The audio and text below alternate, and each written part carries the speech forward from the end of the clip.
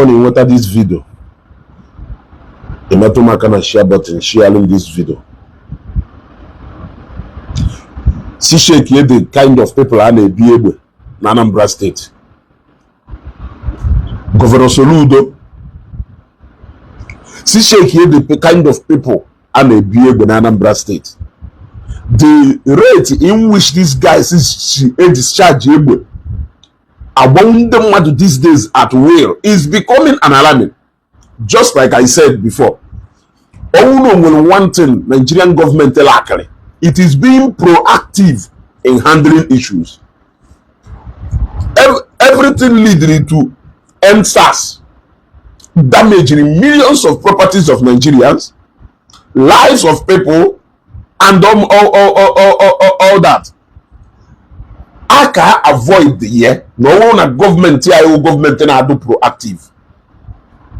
But our government na like it. Ekwo mmiri mgbe golu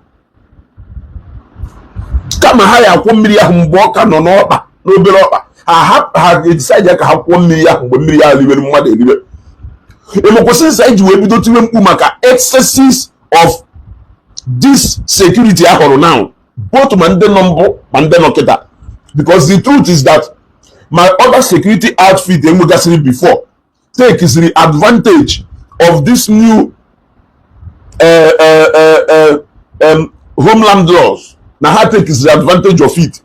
When a start from the mother, when a haluzi ojobo, when to produce ojobo fanalo, that is the truth. That is the truth. Can you tell me why you need a friend anyhow? Who are you trying to intimidate?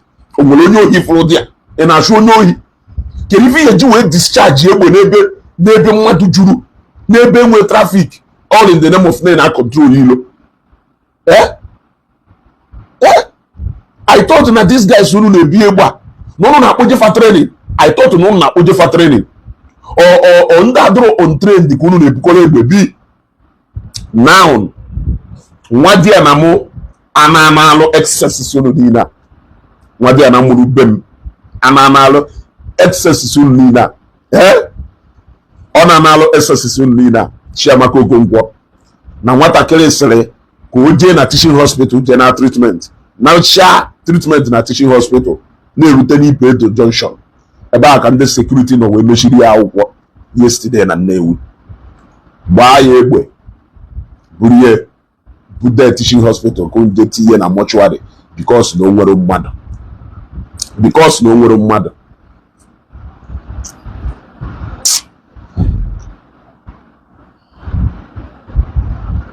I don't know and understand the kind of government I will in place. I don't understand the kind of government I will in place. Ote na ndị mmadụ tinyere mkpu maka ife ndị security na-eme agbagwu mmadụ na Rift ụbọchị a, agbagwu mmadụ na Nnewi, agbagwu mmadụ egbe n'ọkpa, a na-enwe discharging of egbe since eji wee bido this operation Udo gachi. Ọwụrụ na ndị mmadụ kịta rise ya in numbers against this if I go Soludo na-eme kịta, ọ na-asị na agba apụga gọọmenti mgba, ọ na-agba gọvanọ Soludo mgba. Mana kịta ka ndị mmadụ ji nwayọ na point out ịụzụ dị n'ọlụ a na-alụ, ọ na-achọrọ ime anything about it. Onye bilitere chiri n'ekiti ikwu okwu, ọ na-asị na political opponent. Onye bilitere chiri n'ikwu okwu, ọ na-asị na onye ahụ political opponent. Why is it that you people can never handle something without that thing getting out of hand? I am asking you people. In a shame, ụbọchị agbawolu nwa, ụbọchị agbawolu nwunye, ụbọchị agbawolu nwanne, iwe ma na ekwu okwu maka. This is the how many nya nke ugboro one na-ekwu okwu maka ife gbasara security ya ka mmadụ ghara isi ezugo, not because of na agbawolu nwa ya na iji wee kwu okwu. A support kwa security Soludo ọhọlọ. Anyị sokwa na ndị support reason o ji wee form that security outfit. But it will not be to our own detriment. Oye mecha ndị dị against it asị anyị kwukwere ekwu. Ndị dị against it ana asị anyị kwukwere ekwu. Not only Operation Udo gashi, all security outfits enwere Anambra State, they should be cautioned. They should be cautioned. They should be cautioned. In a decent society, etu ha si abuse egbe, a friend gari egbe anyhow. without taking precaution measures. Okwori mmadụ ka a na-agbawu ife a ka ha ndị mmadụ ka a na-agbawu ife a. Okwori nwa mmadụ ka agbawuru ife a. Ịpụta kịta ijesi ha sorry. Akwụ ozu nke ha aga. Government ewefukwa. They will not do anything about it. They will not take any step about it. I am not going to say, "Mba ye nwekwa new ozi." Kedu ife unu na-agbara egbe anyhow ka nna ajụ unu. Kedu ife unu na-agbara egbe anyhow. Ndị polisi si etu agbara egbe, mmadụ afọzugwo, ha bịa na-agba. Ha bịa na-agba.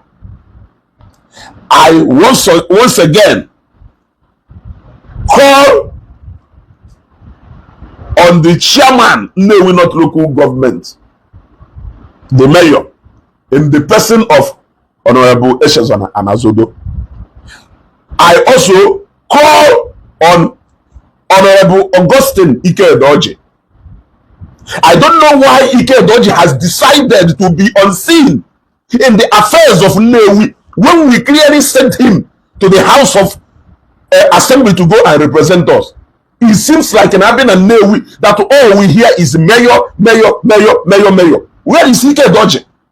Where is Ike-Edoji? I am asking, where is Ike-Edoji? Where is Ike-Edoji? I am calling on Honorable Augustine Ike-Edoji. I am also calling on Governor Soludo, Governor Charles Soludo, Professor, for avoidance of doubt, and the new elected PG of Nnewi, of Nsukora Nnewi. I want you people to look into this matter. Look into this matter. Look into this matter. And can that girl with justice? Can that girl with justice? If the only justice she can get is for you people to use her as a contact to stop this nonsense and this menace all these people are bringing to us, all in the name of securing our lives and properties. Call a symbol. Let it be the justice that this girl will get. Same as not this kind of stories. No drama. Apuga government should take care of this. This may be your downfall as a government. Inwerike ruo flyover n'elu. Inwerike ruo tunnel n'ana. Inwerike dalilo niile dị na Anambra State rochasịa mana marụkwo na mmadụ ya agba niile a. Ọ bụrụ na mmadụ niile nwụsịcha amụọ m na ghost ka ị na-alụ niile ahụ. Amụọ m na ghost ka ị na-alụ that flyover. The excesses of these security men are becoming too much. The excesses of these security men are becoming too much. Call them, caution them, put them to check, watch their behaviors and their characters. Ụfọdụ n'ime ha esezi n'ife were eburu egbe. Ụfọdụ n'ime ha esezi n'ife were eburu egbe. Ụfọdụ n'ime ha wụ ndị ama ama na ha na-abuse ọgwụ ike. Ebukọla egbe bi ha. Ebukọla egbe bi ha. Ebukọla egbe bi fa. Ndụ ndị mmadụ anọrọ at risk. Ekwuchakwana m nke mo. Ekwuchakwana m nke mo. Ka ije n'uju as usual. As usual. We go and bury her. Life will go on. It's not as if it is going to change anything. It's not as if it is going to change anything.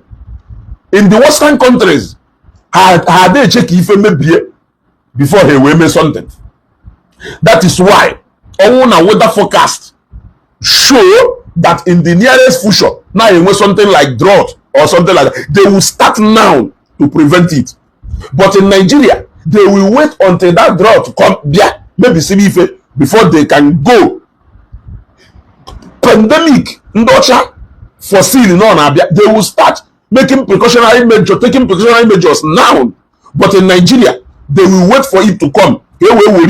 As a means of corruption, look at how people have been raising alarm since in the security manager will be misbehave.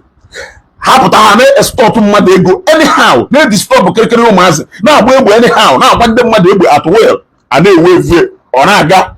The day people will rise, the day people will rise. Ona asikuna na mmadụ agwa hono.